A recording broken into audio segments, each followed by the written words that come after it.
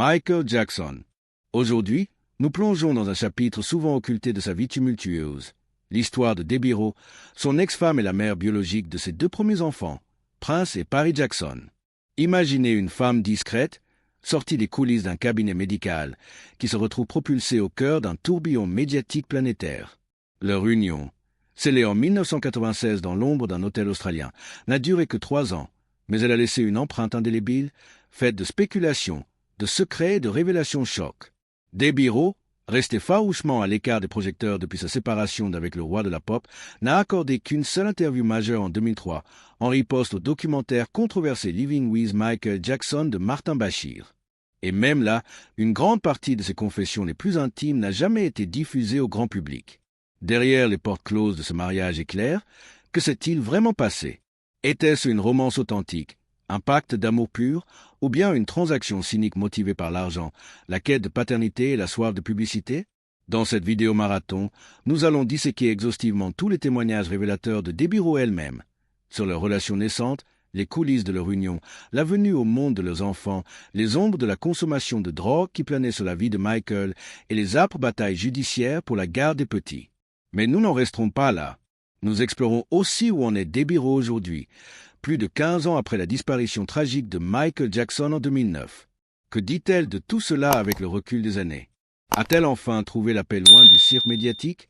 Accrochez-vous, car nous allons remonter le fil du temps, de leur rencontre fortuite en 1986 jusqu'à sa vie sereine actuelle dans un ranch californien. Préparez-vous à une plongée immersive, enrichie d'anecdotes exclusives, de citations verbatimes et d'analyses approfondies tirées de sources fiables comme des interviews oubliées, des documents judiciaires et des témoignages d'initiés. Si vous êtes fan de Michael Jackson ou simplement curieux des dessous des stars, cette vidéo est pour vous. Likez, abonnez-vous et activez la cloche pour ne rien manquer. Allons-y. Les origines d'une amitié improbable de la clinique à l'intimité, 1986 à 1993. Plongeons sans plus tarder dans les racines de cette saga extraordinaire. Tout commence en 1986, au cœur de Beverly Hills, dans le cabinet du docteur Arnold Klein, un dermatologue renommé qui soignait les élites d'Hollywood. Michael Jackson, alors au sommet de sa gloire post-thriller, il cherche un remède à ses tourments cutanés, le vitiligo, cette maladie auto-immune qui dépigmente la peau par plaques, et le lupus érythémateux disséminé, une affection inflammatoire chronique qui le rongeait intérieurement. À 28 ans, le roi de la pop est un homme fragile, masqué derrière son gant blanc et son parapluie anti-flash, mais vulnérable face à la douleur physique et aux ragots incessants sur son apparence étrange. C'est là qu'il croise Debbie Rowe pour la première fois. Assistante médicale dévouée, âgée de 28 ans elle aussi, Debbie est une brunette discrète, au très ordinaire et à la personnalité effacée, l'antithèse des groupies glamour qui gravitent autour de Michael. Issue d'une famille modeste de l'État de Washington, elle a migré vers Los Angeles pour une carrière dans la santé, passionnée par les chevaux et les animaux bien plus que par les spotlights. Son rôle au cabinet? Répondre patiemment aux questions des patients, administrer des soins et offrir un réconfort humain dans un monde de seringues et de crème. Avec Michael, c'est immédiat. Elle devient son ange gardien médical. Elle l'écoute, le rassure sur ses traitements au laser et aux stéroïdes et partage avec lui des moments de complicité loin des caméras. Au fil des visites hebdomadaires, une amitié profonde se tisse. Michael, l'éternel enfant dans un corps d'adulte, trouve en Debbie une confidente rare, sans jugement ni avidité. Elle, de son côté, est captivée par cet artiste tourmenté qu'elle voit au-delà du mythe. Si les gens le connaissaient comme moi, ils ne penseraient pas qu'il était étrange. Il est unique et un peu excentrique, confie-t-elle plus tard à son amie Tonya Boyd, qui se souvient de Debbie affichant fièrement dans son bureau des souvenirs photographiés envoyés par Michael, des cassettes de ses répétitions, des photos signées, même un petit ours en peluche personnalisé. Ces gestes, anodins pour un showman comme lui, deviennent des trésors pour elle, signe d'une connexion authentique naissante. Cette amitié s'épanouit sur plusieurs années dans l'ombre des scandales qui commencent à entacher la carrière de Michael. Pendant ce temps, la vie personnelle de Debbie est un chaos.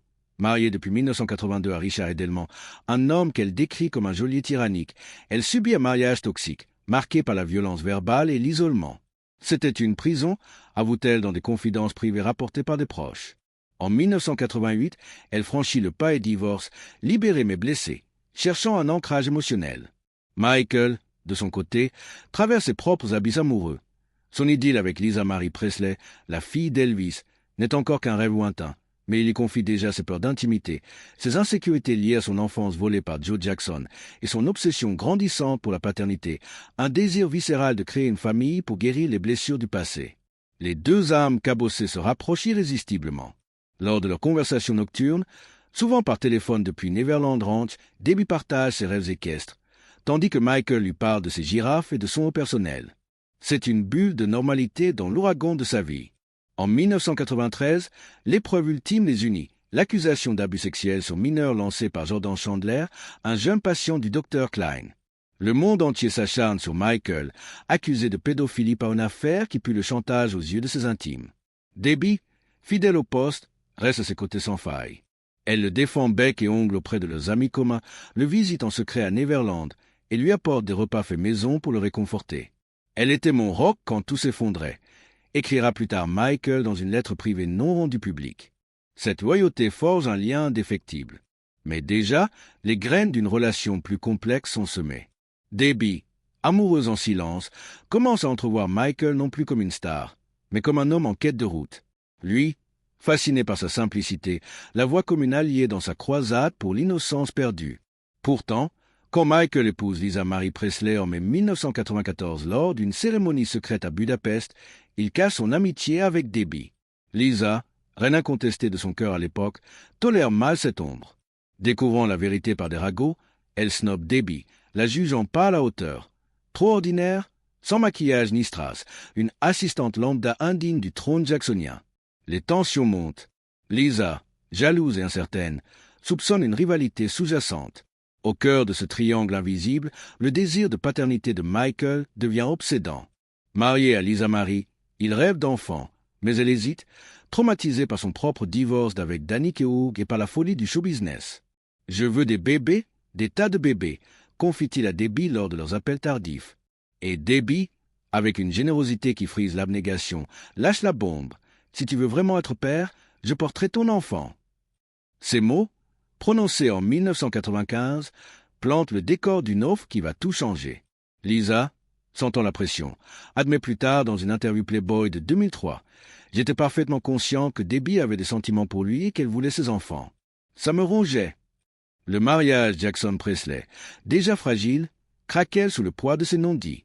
Pour illustrer la profondeur de cette amitié, rappelons un épisode peu connu. En 1992, lors d'une visite à la clinique, Michael offre à Debbie un cheval pur sang, baptisé Silver, en écho à ses passions. Elle l'élève à son ranch modeste, et ce geste symbolise leur complicité. Lui, le magicien des stades, elle, la gardienne des âmes brutes. Des amis comme Tonya Boyd témoignent. Debbie était folle de lui, mais pas comme une fan. C'était de l'amour pur, protecteur. À l'aube de 1996, alors que le divorce avec Lisa se profile, cette amitié vire à l'irréversible. Debbie, veuve de son cœur, est prête à tout pour Michael, y compris défier les conventions. Mais la route vers le mariage est pavée d'embûches, de grossesses fantômes et de secrets qui éclateront au grand jour. Restez avec moi pour la suite, où la fiction dépasse la réalité.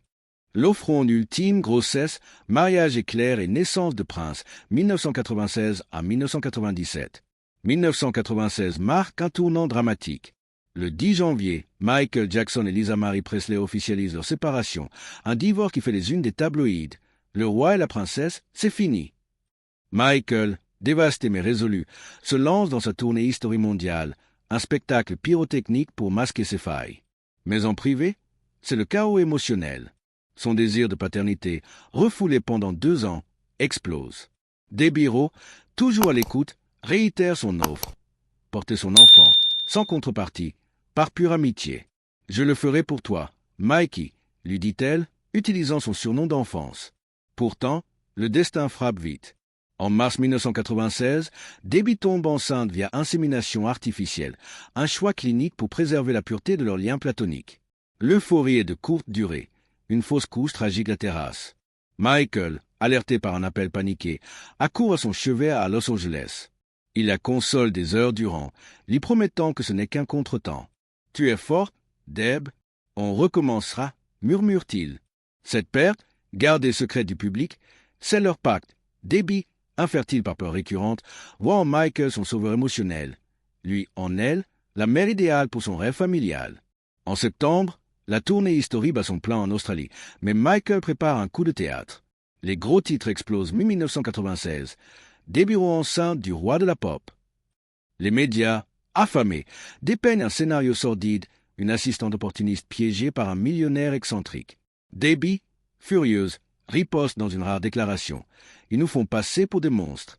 Ce n'est pas ça du tout. La vérité émerge progressivement. Pas de relation sexuelle, juste une insémination clinique, avec Michael comme donneur. Ils m'ont inséminé comme on féconde des juments pour la reproduction, explique-t-elle plus tard avec une franchise brute. C'était technique, clinique.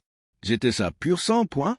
Cette métaphore équestre, tirée de sa passion pour les chevaux, humanise l'affaire, mais alimente les rumeurs. Est-ce un contrat mercenaire? Michael, interrogé, nie en bloc. C'est de l'amour pur, pas de l'argent. Ces accusations sont fausses et irresponsables. Derrière ces démentis, des documents judiciaires ultérieurs révèlent des flux financiers. Depuis 1990, Michael verse à Debbie un soutien mensuel de 1,5 million de dollars, justifié comme aide médicale post-divorce dédèlement. En 1997, il lui offre une maison à 1,3 million de dollars à Palmdale, qu'elle n'habitera jamais avec lui, un geste de gratitude ou une compensation voilée. Catherine Jackson, la matriarche témoin de Jéhovah, est horrifiée par cette grossesse hors mariage. Appelant Debbie directement, elle invoque la Bible. Épouse-le, Deb. Donne un nom à cet enfant, pas comme la pauvre demi-sœur de Michael, Giovanni, née d'une liaison de Joe. Cette comparaison avec le père infidèle de Michael, Joe, qui a eu une fille légitime en 1974, touche une corde sensible. Michael, traumatisé par l'héritage paternel, cède « Maman a raison, on se marie ». Le 15 novembre 1996, à Sydney, lors d'une escale de tournée, Michael appelle Debbie. « Viens en Australie. On se marie demain. » Elle atterrit, ébahie. La veille, ils sont Lisa Marie par téléphone. Elle donne sa bénédiction laconique. « Si ça te rend heureux. » La cérémonie, intime au Sheraton Park, réunit 15 invités. Le neveu de Michael, Anthony, 8 ans, comme témoin. Un rabbin officie. Pas de robe blanche extravagante, Debbie porte un simple tailleur noir. Michael, en smoking, scande des vœux, pour le meilleur et pour le pire, dans la musique et le silence. Le monde, lui, ricane. Un mariage bidon pour légitimer l'enfant. Ton the Son. Les femmes pleurent. Une admiratrice hurle à un concert. C'est un piège. Elle est enceinte. Ma vie est finie. Michael contre-attaque en interview. Debbie et moi nous aimons pour ce que vous ne verrez jamais, sa beauté sans phare, sa générosité. Elle m'aime pour moi, pas pour le roi. Ces mots, sincères ou scriptés, apaisent à peine le scepticisme. Le 13 février 1997, au Cedar Sinai Medical Center de Ella, naît Michael Joseph Jackson Jr. 10 princes, 3,2 kg, yeux marrons. Michael et Debbie coupent le cordon ensemble, un moment filmé en privé. Mais drama, Prince, en détresse respiratoire, passe 5 heures en néonatologie. Déclaré sain, il file à Neverland avec son père. Debbie, épuisée, récupère chez une amie. 6 semaines passent sans voir son fils, un choix délibéré pour ne pas s'attacher trop fort, confie-t-elle. La première photo famille est une mise en scène. À l'hôtel Bel Air, on lui tend Prince pour un sourire forcé face au flash. « Souris, Deb !» ordonne un assistant. Clique, et elle repart, le cœur serré. À Neverland, Prince est entouré de 6 nounous et 6 infirmières, un bataillon pour un roi enfant. Une ex-nounou, Marie Delaney, témoigne. Debbie, je l'ai vu 3 fois max, et toujours maussade, distante. Ce rôle effacé n'est pas de la négligence. C'est le deal initial Debbie comme mère porteuse amicale, Michael comme père solo. Pourtant, les ombres planent. Michael, sous pression post-scandale 1993, abuse déjà de calmants comme le Dumrol, prescrit par le docteur Klein. Debbie, au courant, le supplie. « Mikey, arrête ça. Pour le bébé. » Ignorée, elle ronge son frein. Cette partie de leur histoire est un kaléidoscope de contradictions. Amour platonique versus calcul financier, joie paternelle versus isolement maternel. Des experts comme le biographe Girondi Taraborelli analysent. Debbie sacrifiait son utérus pour l'âme de Michael. En 1997, alors que Prince gazouille à Neverland, l'annonce d'une seconde grossesse tombe. Paris est en route. Mais les rumeurs s'emballent Michael vu avec Lisa Marie. Le voile se déchire, menaçant l'équilibre précaire. Prochaine étape, les tempêtes du second enfant et le craquement du mariage. Tension croissante, naissance de Paris et le divorce inévitable 1997 à 1999. À peine remis de la naissance de Prince, le couple, ou plutôt ce qu'il en reste, affronte de nouvelles bourrasques. Novembre 1997, Debbie annonce sa seconde grossesse, conçue à Paris lors d'une escapade secrète de Michael. La petite s'appellera Paris Michael Catherine Jackson, en hommage à la ville lumière et à Catherine, la grand-mère bienveillante. Mais la joie est entachée, la grossesse de Debbie est semée d'embûches. Complications utérines, nausées incessantes et un verdict cruel du médecin. Pas d'autres enfants possibles après ça. À 39 ans, son rêve de maternité plurielle s'évapore. Michael, absent en tournée, envoie des fleurs et des appels, mais la distance creuse le fossé. Debbie, confinée à son ranch, se sent comme une jument de trait, sa métaphore récurrente trahit une amertume naissante. Pire, les tabloïds s'enflamment avec des photos de Michael et Lisa Marie Presley, réapparus comme un fantôme. Vus à Londres, en Afrique du Sud et à Ella, ils se tiennent la main, s'embrassent en public. Réconciliation explosive? Titre People.